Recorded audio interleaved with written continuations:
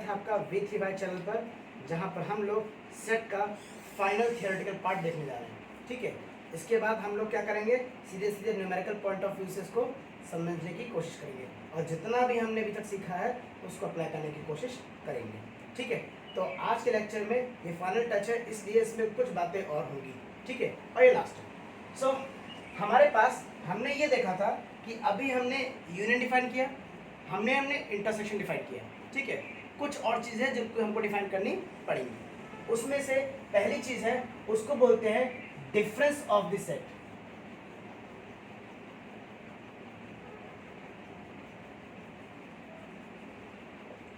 सो set के difference का क्या मतलब है?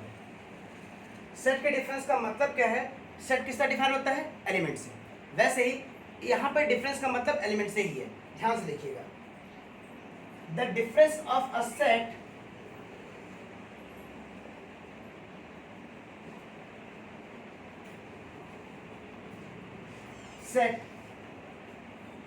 is defined as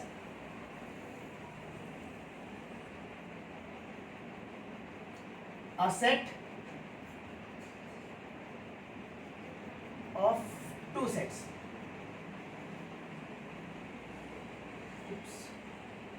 Two sets is defined as a set obtained by removing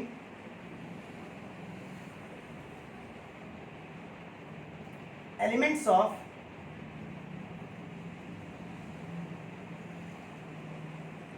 one set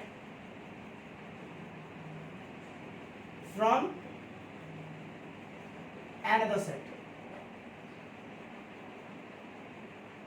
ये तो कोड डेफिनेशन हो गई। ठीक है, नंबर्स को माइनस करते हैं क्या सेट को माइनस किया जाता है? जब प्लस कर सकते हैं तो माइनस करने का भी तरीका होगा।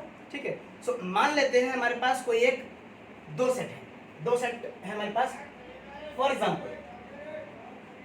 फॉर एग्जाम्पल हमारे पास एक सेट है जो कि डिफाइन है किस तरह से? वो डिफाइन है समथिंग लाइक, कुछ भी आप ले सकते हैं, से 1 2 3 4 5। क्लियर? आप दूसरा डिफाइन कीजिए, दूसरा सेट डिफाइन कीजिए, कुछ भी ले सकते हैं। ये आवश्यक नहीं है कि दोनों सेट में कुछ एलिमेंट्स कॉमन हो, कोई जरूरी नहीं है, हो सकता कोई भी कॉमन ना हो, उससे फर्क नहीं पड़ेगा। डेफिनेशन यही है। ठीक है, तो मैं 3 सेट ले रहा हूं ताकि आपको दोनों में समझ में आ जाए। एक सेट हम सी ले लेते हैं, बी हमारे पास सेट लीजिए, करेक्ट। अब ध्यान से देखिएगा, अब हम क्या डिफाइन करते हैं? ए माइनस बी। बड़ा कौन है? वेल, इनमें बड़ा कोई भी हो सकता है, इसमें कोई दिक्कत नहीं है। बस ध्यान रखने बात ये है कि माइनस के जो पहले लिखा होगा उसके उस सेट के एलिमेंट से हम रिमूव करेंगे। क्या से रिमूव करेंगे? जिसको माइनस कर रहे हैं उसके एलिमेंट्स। ध्यान से देखिएगा। अब ये बताइए, ए में ऐसे कौन से एलिमेंट्स है जो कि बी में उपस्थित नहीं है? फिर सुनिएगा, क्या ए में 1 था भाई बी में भी 1 है? जी हाँ। 2a में था, बी में भी है। 4 है, 3 नहीं है, तो मेरा आंसर हो जाएगा 3, 5। 1 2 3 नहीं है, 4 है एंड 5। ये मत सोचिए कि इसका भी एक एलिमेंट बच गया, बी का भी एक एलिमेंट बच गया, कोई बात नहीं, कोई फर्क नहीं पड़ेगा। हमें क्या करना है? जिस सेट से माइनस करना है जिस सेट के एलिमेंट्स। ठीक है, तो हम इसके सारे एलिमेंट इसके अंदर निकालते हैं। ये कोई आवश्यक नहीं कि इसके सारे एलिमेंट निकले कि नहीं निकले, कोई आवश्यक नहीं है। ठीक है, ये तब की बात है कॉमन है। अगर कॉमन नहीं हो तो क्या होता? इधर देखिए, अगर मैं आपसे कहूं कि a माइनस सी निकाल रहे, a माइनस सी निकालो, जब a माइनस सी निकालो कहूंगा तो देखिए a से c के एलिमेंट्स निकालने हैं। वेल, तो a और c में से कौन कौन से एलिमेंट जो कॉमन? आप देख सकते हैं एक भी नहीं है, तो यानी कि इट विल बी है। ठीक है, क्योंकि c के जितने भी एलिमेंट निकाल लो, c का कोई भी एलिमेंट इसमें उपस्थित नहीं है, इसलिए इसमें से कुछ भी माइनस नहीं होगा।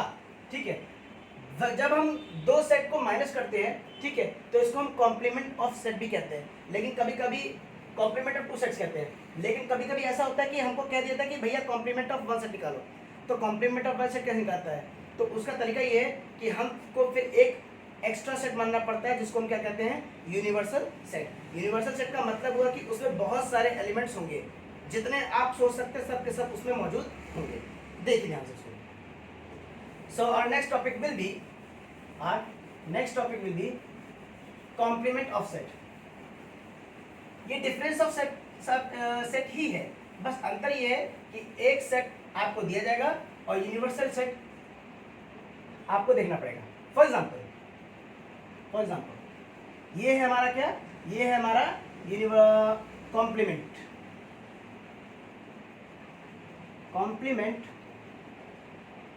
Of A set. ठीक है, तो मैं एक पहले कुछ बुकिश लैंग्वेज लिख रहा हूं जिसको मैं बहुत ज्यादा पसंद नहीं करता। देखिए, तो क्या ये रहे, let A be a non empty set, मतलब इसके ये सेट फाइल नहीं होगा। ठीक है, A be a non empty set, then complement of A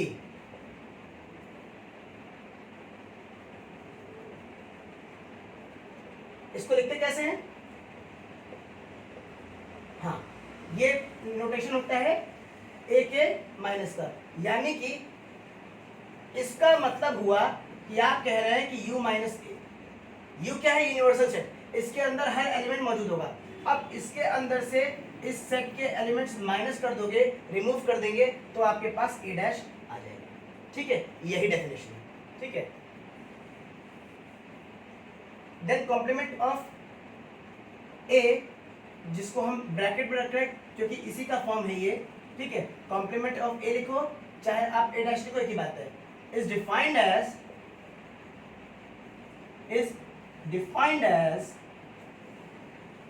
a set by removing whose elements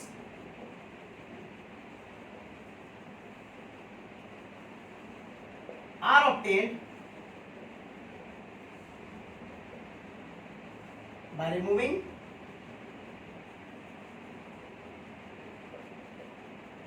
all the elements of A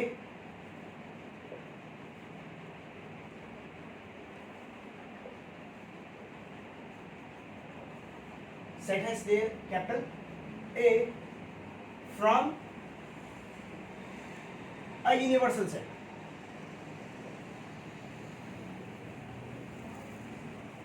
ठीक है, अब एक नोटेशन देखिए, A complement is defined as a collection of X such that X must belongs to U and X does not belongs to A. क्या यही बात नहीं लिखी हुई है? बिल्कुल यही बात लिखी हुई है। और इसको हमने क्या कहा था? ये है हमारा set builder form. Of course ये सेट है, इसलिए हम इसको सेट बिल्डर फॉर्म में भी लिख सकते हैं। ठीक है, अच्छा, अब यूनियन इंटरसेक्शन हम लोगों ने पहली बार देखा था। यूनियन में क्या होता है? हम दो सेट के एलिमेंट्स को कंबाइन कर लेते हैं, ठीक है, प्लस कर लेते हैं। तो इंटरसेक्शन में क्या होता है? हम क्या करते हैं? कॉमन चीजें देखते हैं। ठीक है, कॉम्प्लीमेंट भी हमने देख लिया, अब इनकी कुछ प्रॉपर्टीज देख लेते हैं, लेकिन उससे पहले एक रिलेशन और। रिलेशन क्या है? रिलेशन बहुत सिंपल है।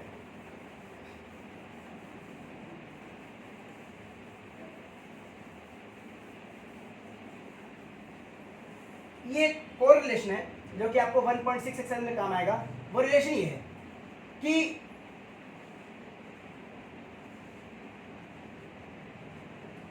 क्या लिखा हुआ है?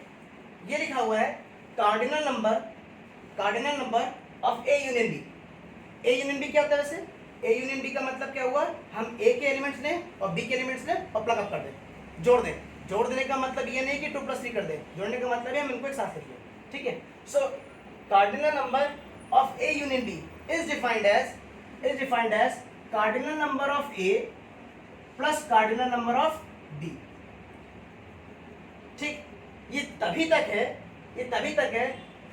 ये है करेक्ट है, लेकिन तभी तक है। For all will define as A intersection B equals to 5। अगर ए इंटरसेक्शन बी क्या हो जाए? 5 हो जाए, तब ये रिलेशन होल्ड करेगा। अगर ए इंटरसेक्शन बी फाइंड नहीं हुआ तो देखिए, तो देखेंगे कि A union B is defined as cardinal number of A plus cardinal number of B minus cardinal number of A intersection B. ये जनरल फॉर्म है, यानी कि अगर आपको सेट के एलिमेंट्स नहीं दिए गए हैं और आपसे कह दिया कि भैया कार्डिनल नंबर निकाल दो ए यूनियन बी का, और ए इंटरसेक्शन बी के कोऑर्डिनेट्स दिए गए हैं या कार्डिनल नंबर दिए गए हैं और इसे कार्डिनल नंबर दिए गए हैं, तो इस रिलेशन का आप यूज करेंगे। ऑफ कोर्स अगर ये रिलेशन में आपको ये बता दिया गया कि ए इंटरसेक्शन बी, या यूं कह सकते हैं A and B are disjoint, A and B are disjoint. Disjoint का मतलब हुआ कि इंटरसेक्शन 5 है, ठीक है, यानी कि A intersection B equals to 5 है। उस हालत में आप कहेंगे कि हमारा ये वाला रिलेशन क्या करेगा, होल्ड करेगा। अब आखिरी काम ये है कि हमने अभी यूनियन पढ़ा, हमने भी इंटरसेक्शन पढ़ा, और अभी हमने क्या पढ़ा, कॉम्प्लीमेंट पढ़ा। अब इनकी जरा प्रॉपर्टीज एक बार देख लें, बस इतना ही। उसके बाद हम क्या करेंगे, लेक्चर्स में हम केवल और केवल न्यूमेरिकल पोर्शन इसको सॉल्व करेंगे, ठीक है। सो पहले है हमारा properties of universal union operation. तो यूनियन ऑपरेशन को ध्यान दे रहे हैं, यूनिवर्सल सेट और यूनियन में थोड़ा सा फंबल हो रहा है, उससे फर्क नहीं पड़ेगा, ध्यान से देखिए properties of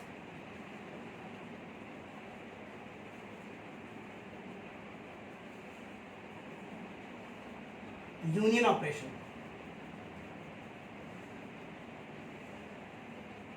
properties of union operation, ध्यान से देखिए। सबसे पहले हम डिफाइन करते हैं ए यूनियन बी, ये पहली प्रॉपर्टी है। अच्छा, अब ये बताइए ए यूनियन बी लिखें चाहे बी यूनियन ए लिखें, क्या कोई फर्क पड़ेगा? अभी एग्जांपल देंगे, ए यूनियन बी लिखें चाहे बी यूनियन ए लिखें, क्या कोई फर्क पड़ेगा? आंसर है नहीं, आंसर है नहीं। यानी कि यूनियन कैसा होता है, यूनियन होता है कॉम्यूटेटिव। कॉम्यूटेटिव का मतलब हुआ ऑर्डर डजंट मैटर, यानी कि पहले आप ए लिखो फिर बी लिखो, चाहे बी लिखो पहले फिर ए बाद में लिखो, उससे फर्क नहीं पड़ेगा। एग्जांपल कर लेते हैं, मजा आएगा है कि नहीं। देखिए भैया हमने डिफाइन किया क्या, हमने डिफाइन किया दो सेट 1 2 3, और हमने दूसरा सेट डिफाइन किया B equals to A I O U. अरे कुछ भी डिफाइन कर लीजिए, ठीक है, कार्डिनल नंबर से होना जरूरी नहीं है, ठीक है। तो उस हालत में पहले हम ए यूनियन बी डिफाइन करें, तो ए यूनियन बी किस तरह लिखा जाएगा, ए यूनियन बी लिखा जाएगा 1 2 3 ए ई आई। मैं फिर कह रहा हूँ इनमें से अदला बदली कर सकते हैं, order of arrangement of elements in a set doesn't matter. आप बी यूनियन ए निकाल लो, आप इसके पहले एलिमेंट्स लिख दो,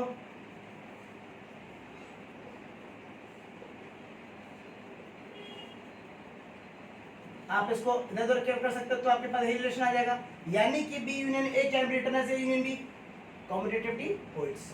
ये पहला रिलेशन, कैसा रिलेशन है, पहला रिलेशन। अब आइए आगे देखिए, दूसरा रिलेशन हमारे पास कहता है कि A union B union C कर लीजिए आप।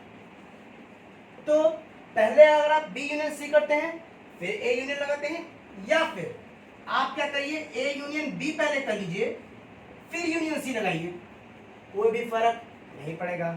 इस लॉ को क्या कहते हैं, इस लॉ को कहते हैं एसोसिएटिव लॉ।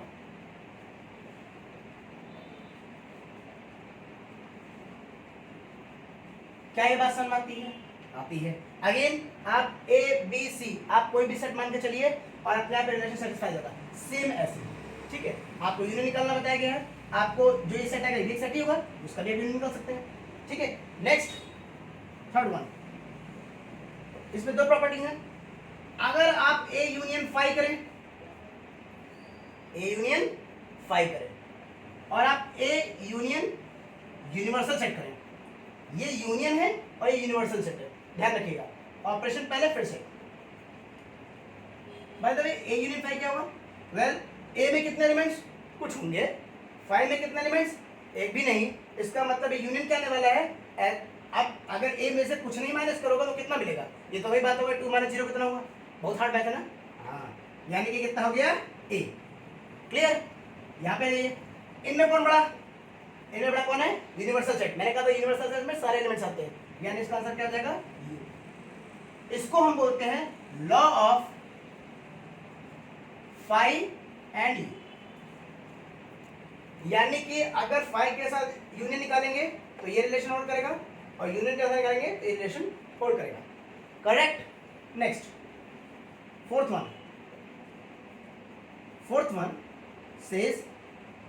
वन सेज कि अगर आप ए यूनियन ए कर लीजिए, क्या कर लीजिए? ए यूनियन ए, तो आंसर क्या आएगा? तो वेल, ये एक ऐसा रिलेशन है जिसमें सेट नहीं बदलता, यानी ऐसे लॉ को कहते हैं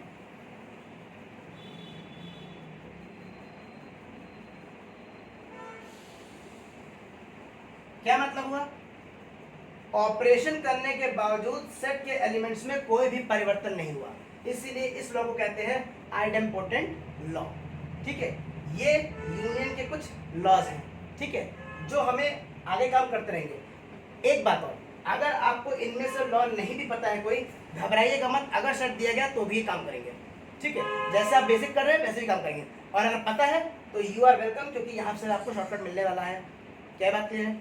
आगे देखिए, अब हमने यूनियन की प्रॉपर्टीज पढ़ ली, अब हम पढ़ेंगे इंटरसेक्शन की प्रॉपर्टीज, और फिर पढ़ेंगे क्या फिर पढ़ेंगे कॉम्प्लीमेंट्री प्रॉपर्टीज। ठीक, so next is your intersection के प्रॉपर्टीज। देखिए,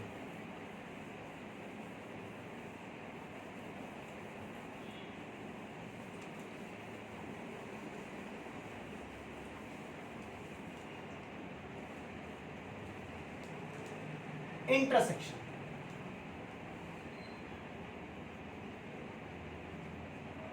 ठीक है। सो पहली प्रॉपर्टी, ए इंटरसेक्शन बी करिए, ये वही आएगा जब आप बी इंटरसेक्शन ए करिए। ठीक, यानी कि आपसे कहा गया ये कैसा है? ये है कॉम्यूटेटिव। आप चेक कर लीजिए, इंटरसेक्शन का मतलब क्या हुआ? कॉमन एलिमेंट्स लिखने, और जब कॉमन एलिमेंट्स होंगे तो उसको चेक कर सकते हैं। करिएगा, नहीं आएगा बताइएगा कमेंट सेक्शन में, हम अवश्य बताएंगे। ठीक, अगला देखिए, अगला है हमारा उसको कहते हैं हम, अगला है हमारा उसको हम कहते हैं A intersection B intersection C. अगर आप बी इंटरसेक्शन सी पहले निकालिए और फिर इंटरसेक्शन निकालिए, चाहे आप ए इंटरसेक्शन बी निकालिए पहले और फिर जो रिजल्टेंट है उसको इंटरसेक्शन सी से निकालिए, तो कोई फर्क नहीं पड़ेगा। इस लॉ को क्या कहते हैं? एसोसिएटेड।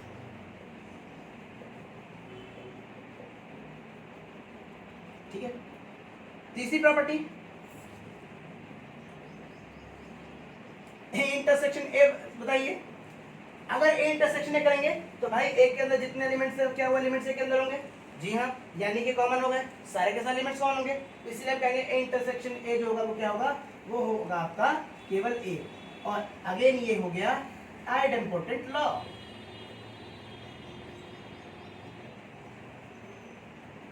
और देखिए, यदि आपसे कहा जाए, ये इंपॉर्टेंट वाला है, A intersection B union C, A intersection B union C, इसको कैसे लिखेंगे? तो इसका तरीका ये है कि आप लिखिए A intersection B union A intersection C, और इस लॉ को बोलते हैं हम क्या? Distributive law.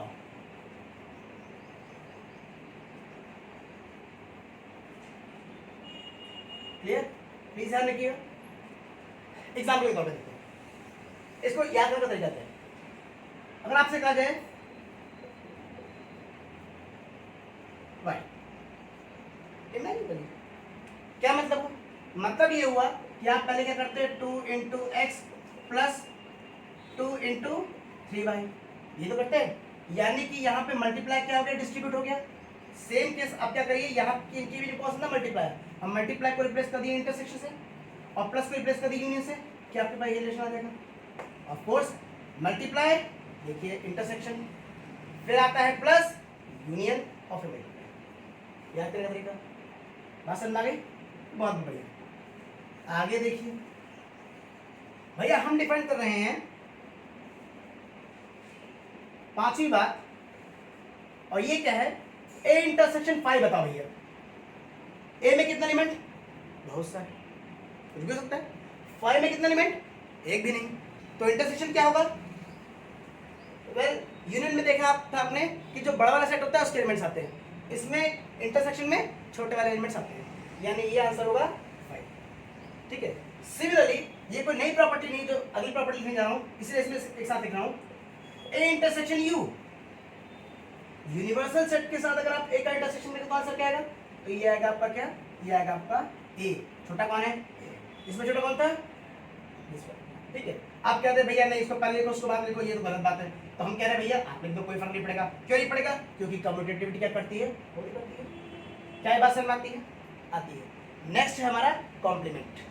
नेक्स्ट हमारा कॉम्प्लीमेंट्री प्रॉपर्टीज। बट चलिए अच्छा पहले कॉम्प्लीमेंट्री प्रॉपर्टीज देख लेते हैं, फिर हम उसका वेन डायग्राम देखते हैं, क्योंकि वेन डायग्राम हम लोगों से रह गया और रहना कुछ नहीं चाहिए, रहना ही तो नहीं चाहिए। देखिए प्रॉपर्टी कहती है हमारे पास कॉम्प्लीमेंट, कॉम्प्लीमेंट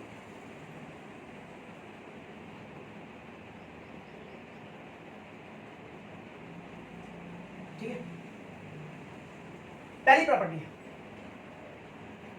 अगर आप ए डैश का डैश कर लो, यानी कॉम्प्लीमेंट ऑफ ए का कॉम्प्लीमेंट निकालो, तो ये तो वही बात हो गई कि एक सिक्का, एक आपके पास कोई चीज है, उसको आप, ये पेन है, इसको आप उल्टा कर दो और उल्टे का फिर उल्टा कर दो, क्या आपको वही चीज मिल गई? मिल गई। इसीलिए कॉम्प्लीमेंट का कॉम्प्लीमेंट क्या होता है? वही चीज फिर आ जाती है। इसको बोलते हैं डबल कॉम्प्लीमेंट लॉ।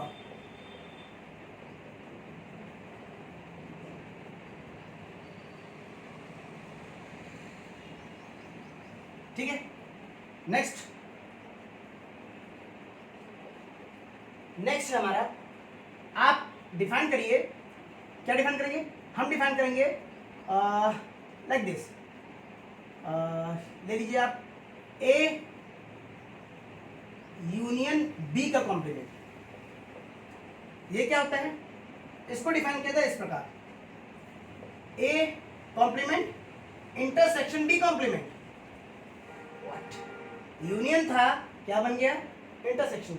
इस लॉ को बोलते हैं डी मॉर्गन्स लॉ।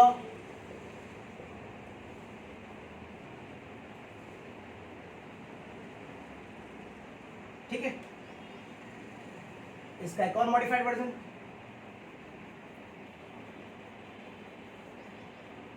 अगर हम इसका इंटरसेक्शन ले लें तो ये यूनियन में बदल जाता है।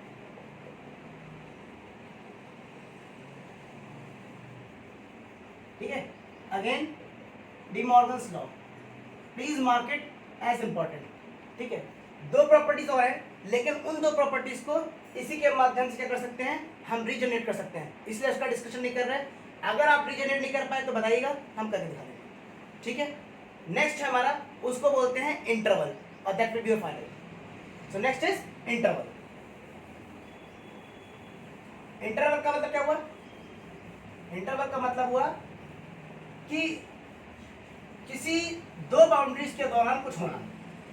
फॉर एग्जाम्पल, पहले इंटरवल डिफाइन करते हैं। Interval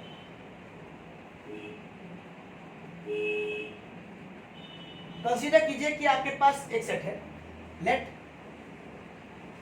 consider a set. ठीक। आप क्या करिए, इसमें से कोई दो एलिमेंट चुन लीजिए, कोई भी दो जो आपकी श्रद्धा हो। ठीक है। Select two elements from this, वो भी दो एलिमेंट चुन लीजिए। मैंने चुन लिया ए कॉमा बी बिलोंग्स टू ए। क्या ये इसका यही मतलब नहीं हुआ कि ये भी दो एलिमेंट है सेट के? जी हाँ, सच दैट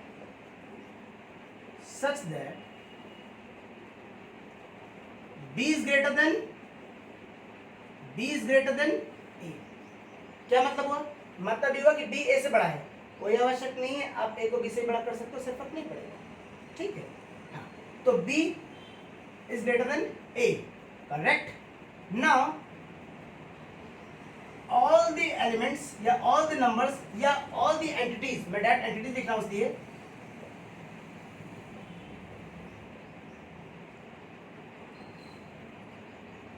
बिटवीन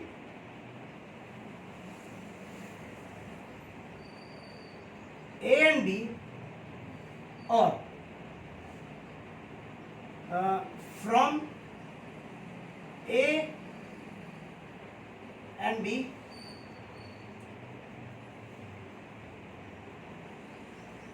हम यहाँ पर थोड़ा सा मॉडिफाई कर देंगे तो और मजा आ जाएगा। The set of all entities, अब अच्छा लग रहा है, जो अच्छा लग रहा है बताएंगे हम आपको सही में, ठीक है। हमने कहा कि हम सारी एंटिटीज ले लें, जब सारी एंटिटीज ले लेंगे तो कलेक्शन तो बनेगा, और उस कलेक्शन के केवल क्या है, सेट का है, कोई फर्क नहीं पड़ेगा, बस ये कि थोड़ा सा मॉडिफाइड वर्जन हो जाएगा, देखिए कैसा होता है, ठीक है। तो हम कह रहे हैं कि हमने एक सेट लिया ए, इसके अंदर हमने दो एलिमेंट चुने ए और बी, ठीक है, सच दैट कि दोनों सेम नहीं होने चाहिए, अलग अलग होने चाहिए, ठीक है। तो बी ए से बड़ा हो सकता है, ए से बी से बड़ा हो सकता है, हमने मान लिया कि बी इज ग्रेटर देन ए। अब कह रहे हैं कि अब ए से बी के बीच में जितने भी एलिमेंट्स हो सकते हैं, चाहे वो नंबर हो, चाहे वो काका गंगा हो, चाहे कुछ भी हो, ठीक है, जितनी भी चीजें उनके बीच में आए या तो ए से स्टार्ट होकर के बी तक किया है, इन सब के कलेक्शन को बोलते हैं हम क्या, इंटरवल इज कॉल्ड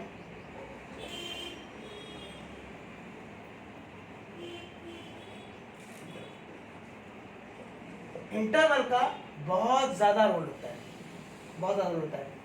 तो जैसे मान लीजिए कि अगर आप कोई हायर मैथमेटिक्स में जाएंगे तो कभी कभी आप लोग क्या करते हैं, इंटीग्रल सॉल्व करते हैं, ठीक है।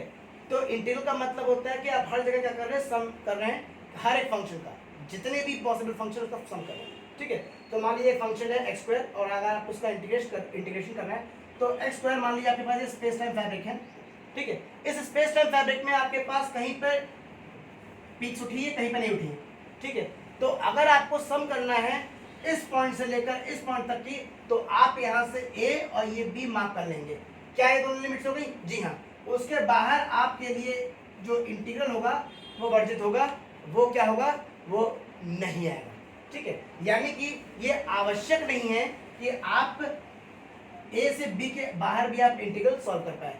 ये सबसे ज्यादा रोल प्ले करता है आपका दो जगह, बहुत ज्यादा रोल प्ले करता है। पहला क्वांटम मैकेनिक्स, जहां पर हम लोग प्रोबेबिलिटी निकालते हैं किसी एक पार्टिकल के पाए जाने की, जो एक पॉइंट से बी पॉइंट तक की हो सकती है, उसके बीच में पार्टिकल कहाँ होगा, थ्रू आउट द स्पेस, हम वो निकालते हैं। उसके अलावा कोई जगह होगी, वहां पे हम कहते हैं कि यहाँ पे प्रोबेबिलिटी कितनी होगी, 0 होगी। प्रोबेबिलिटी आप लोगों ने क्लास 10 में पढ़ा होगा, प्रोबेबिलिटी अगर 0 होगी तो आंसर होगा कि पार्टिकल प्रेजेंट नहीं होगा, अगर प्रोबेबिलिटी 1 होगी तो 100% प्रेजेंट होगा, ठीक है। हालांकि क्वांटम मैकेनिक्स में 100% कुछ भी नहीं होता, ध्यान रखिए।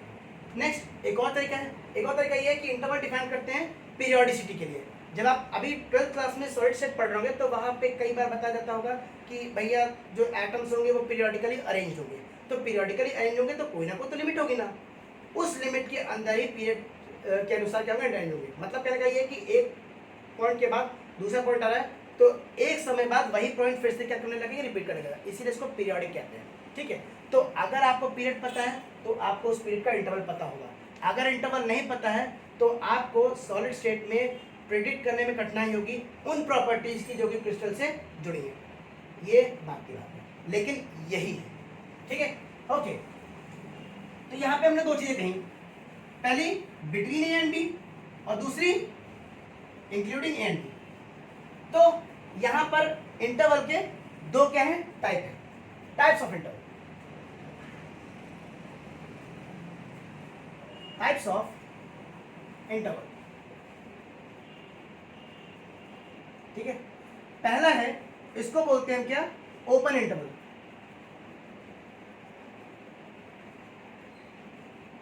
ओपन मतलब खुला, ठीक है। सो ओपन इंटरवल, पहले हम इसका सिंबल देख लें। इसका सिंबल जो होता है वो इस प्रकार है, ठीक है। ये मैंने इसके अंदर डिनोशन के लिए बनाया है, ठीक है। आप कंफ्यूज रहेंगे इसलिए अभी यहाँ नहीं, हम आगे देखते हैं, ठीक है। पहले डिफाइन करते हैं, ठीक है। सो देखिए ध्यान से, क्या डिफाइन करेंगे, the set of all the elements between A and B is called open interval.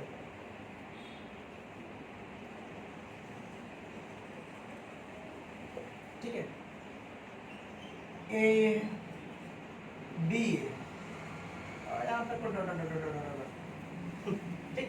अब भैया A से लेके बीच के बीच में कितनी चीजें हैं, तो आपको कि भैया 1 2 3 4 5 6 7 डॉट्स, ठीक है।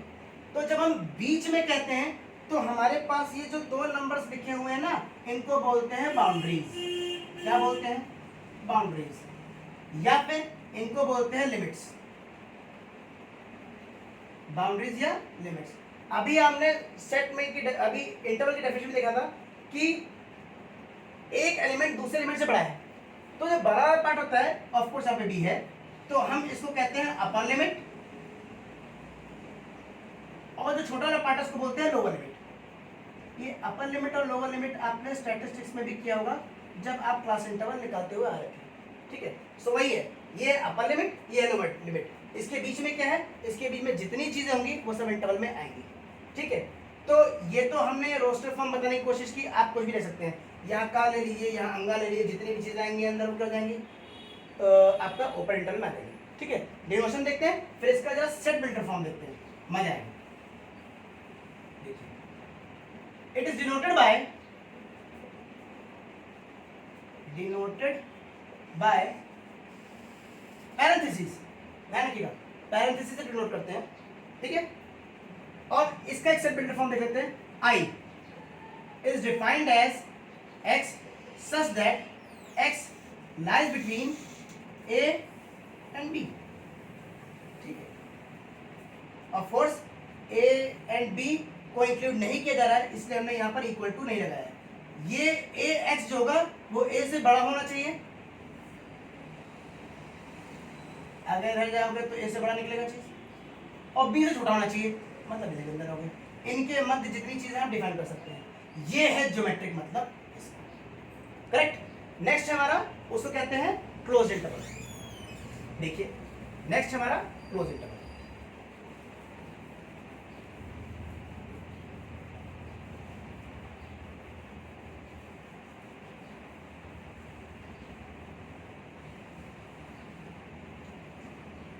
नेक्स्ट क्लोज इंटरवल,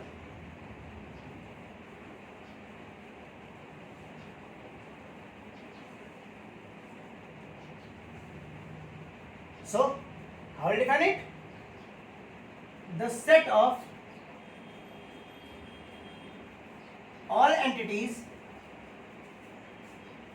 उसमें इलेक्ट्रॉन प्रोटॉन न्यूट्रॉन भी आएंगे, कुछ भी हो सकता है, the set of all entities from A to B, A से लेके बीच के बीच में जितनी भी, नहीं बीच में नहीं, गंदी बात, नो, A से लेकर B के साथ जितनी भी चीजें आएंगी, मान लें देखेंगे 1 से लेकर 100 तक, देखो आप शुरुआत कहाँ करोगे, आप शुरुआत करोगे 100, यानी 1 से शुरुआत किया, कहाँ तक की जाओगे 100 तक। क्या 100 पे इंक्लूड किया, जी इंक्लूड किया, यानी जब भी फ्रॉम लग जाएगा तो आप क्या करोगे, बाउंड्रीज को भी क्या करोगे, इंक्लूड करोगे, और यही सिखा सकते हैं, ठीक है। तो the set of all entities from A to B is called closed interval,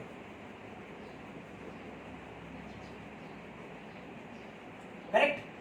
it is denoted by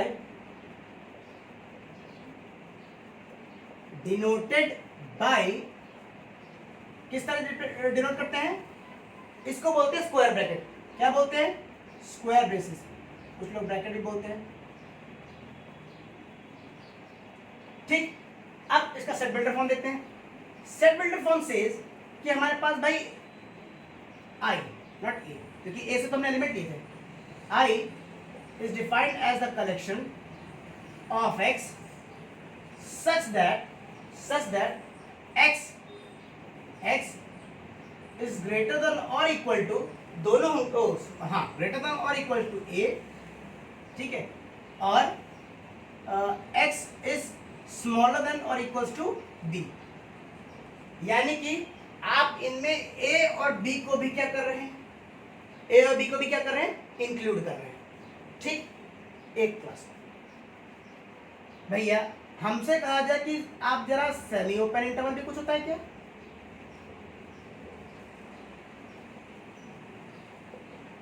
ठीक है, सो सेमी ओपन इंटरवल क्या होता है?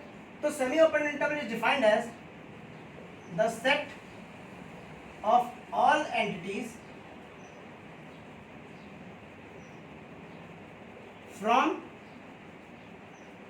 वन बाउंड्री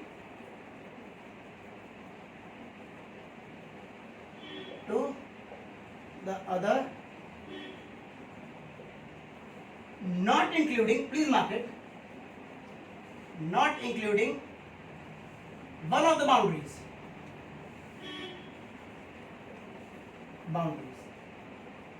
और आपको इसके लिए केवल एक चीज जानने की जरूरत है, ध्यान से देखिएगा। अगर मैं आपसे कह रहा हूं ये सेमी ओपन इंटरवल है, सेमी मतलब आधा, ओपन मतलब खुला हुआ। ओपन इंटरवल के यहाँ पर रिलेशन क्या है या सिंबल क्या है, वो है राउंड ब्रैकेट या उसको पैरेंथेसिस बोलते हैं। ठीक है, तो आधा पैरेंथेसिस होगा, आधा स्क्वायर ब्रैकेट होगा। अगर मैं ऐसे लिख रहा हूं और मैंने कहा यहाँ पे ए है यहाँ बी है, इसका क्या मतलब है?